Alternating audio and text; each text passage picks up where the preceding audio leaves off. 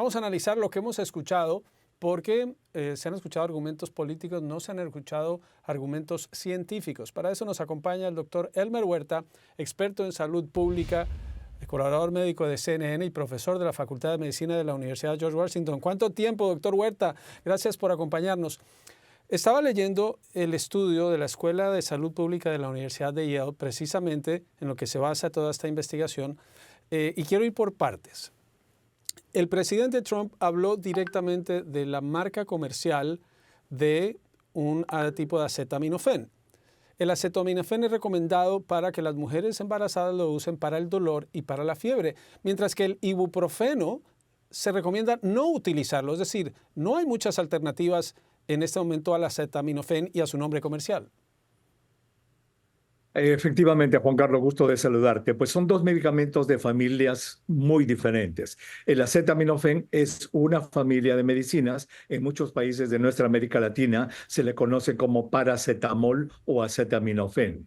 Paracetamol, acetaminofén es lo mismo, y es una familia de medicinas completamente diferente de lo que es el ibuprofén, de lo que es el Advil, de lo que son los medicamentos antiinflamatorios no esteroidales. De tal modo que sería conveniente no mezclarlos.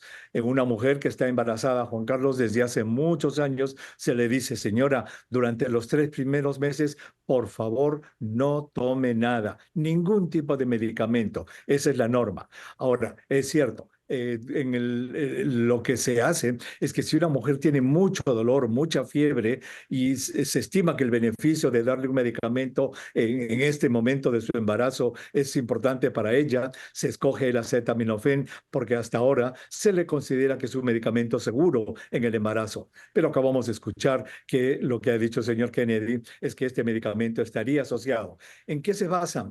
Pues mira, Juan Carlos, para nuestros oyentes que son curiosos, en abril del año pasado se publicó un estudio muy grande en la revista médica de la Asociación de Estados Unidos, en la cual después de estudiar más de 2,5 millones de niños, se llegó a la conclusión de que no existía ningún tipo de relación. Pero en agosto de este año, los Institutos Nacionales de la Salud, en un grupo en el cual hay investigadores de la Universidad de Harvard, ellos publican un estudio de revisión. Entonces hay más de 40 estudios que ellos analizan.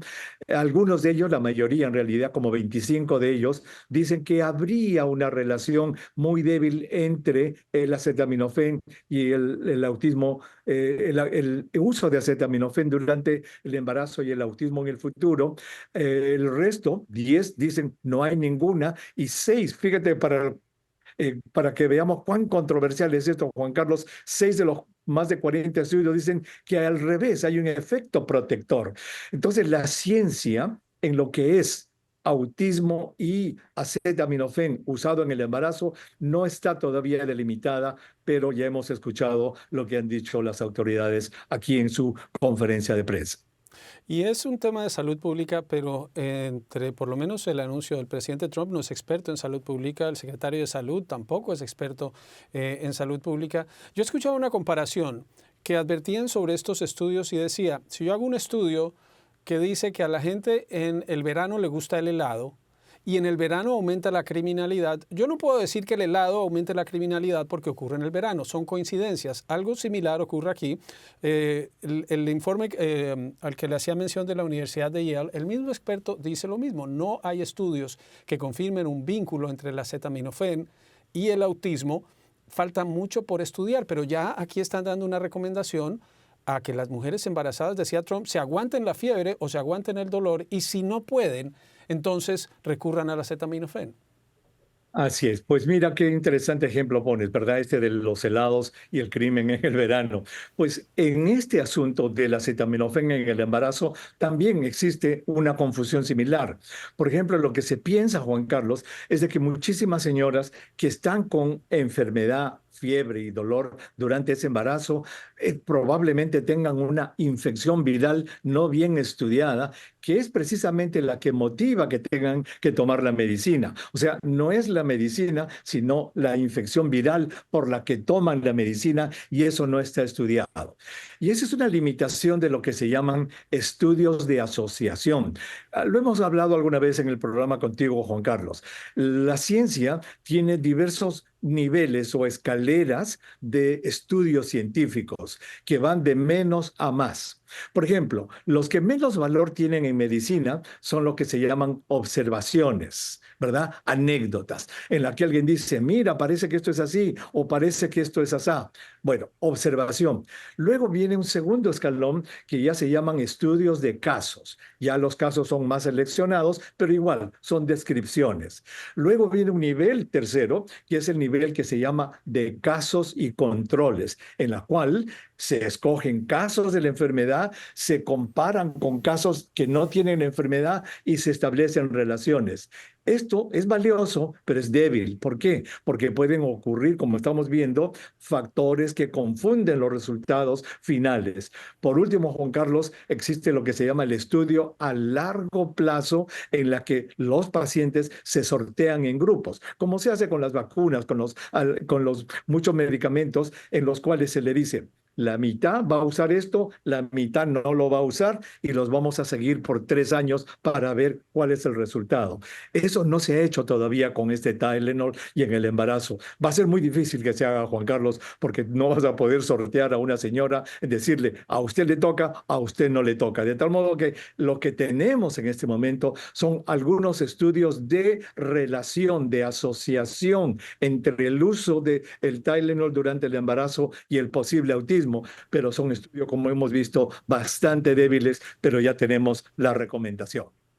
Doctor, para quienes nos ven, las mujeres que estén en embarazo, que piensen estarlo, la sugerencia es que los doctores reconsideren si formulan el acetaminofén y están usando el nombre comercial, que seguramente puede llevar a procesos legales, pero ¿qué consejo les da usted como experto en salud pública? ¿Una mujer en embarazo se debe aguantar la fiebre y se debe aguantar el dolor, como sugiere el presidente Trump, insinuando que esto es algo de fortaleza, aguantarse la fiebre o el dolor? A ver, esta es una muy buena pregunta, Juan Carlos, y esto es una práctica médica directa, ¿verdad? Viene una señora con un dolor de cabeza sumamente intenso, dice, doctor, entonces se le pregunta en qué mes está de su embarazo. Estoy en el segundo mes. Recordemos que los 3 primeros meses del embarazo, Juan Carlos, son críticos porque ahí ocurre lo que se llama la embriogénesis, ¿verdad? Embrio de embrión, génesis de desarrollo.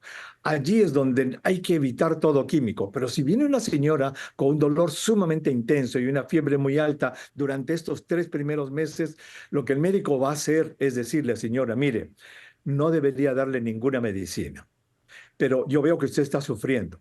Yo quiero explicarle, señora, que este medicamento, el acetaminofén, es un medicamento que por los estudios indica que es seguro, pero hay duda con lo que hemos escuchado y estoy seguro que usted ha escuchado lo que ha pasado en Estados Unidos.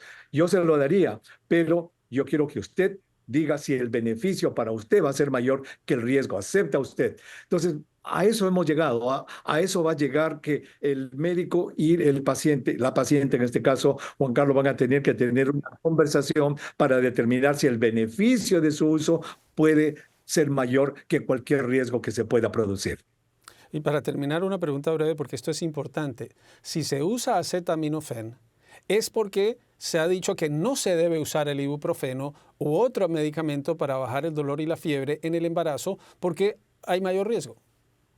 Correcto. Pues, entonces no hay nada. En realidad, como tú dices, es una señora que decirle, señora, lo lamento mucho, pero no tengo nada que darle. Usted durante los 3 primeros meses no puede tomar absolutamente nada, lo cual obviamente no es lo que los médicos queremos, ¿no? Y antes de terminar, quizás en otro momento podamos hablar de lo que han mencionado también del uso de este medicamento, del leucovorin, para el control de ciertos síntomas en los pacientes como autismo. Es un tema sumamente importante e interesante, Juan Carlos. ¿Por qué, doctor? Hablemos de ese tema en este momento.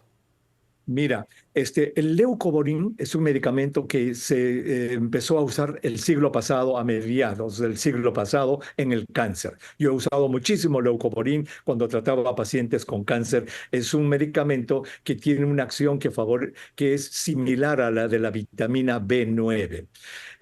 Lo que se vio desde hace más o menos 20, 25 años es que algunos niños con autismo tienen una dificultad en el metabolismo de esta vitamina en su cerebro y se empezó a usar este leucovorin que se daba para los pacientes con cáncer y hay algunos estudios muy pequeños, Juan Carlos, que indican que algunos niños mejoran de sus síntomas. Y aquí hay que ser claro, no cura porque el autismo no es una enfermedad. Puede aliviar algunos síntomas, pero no en todos tampoco, Juan Carlos. Y esto más o menos lo mencionó el señor Kennedy esta tarde.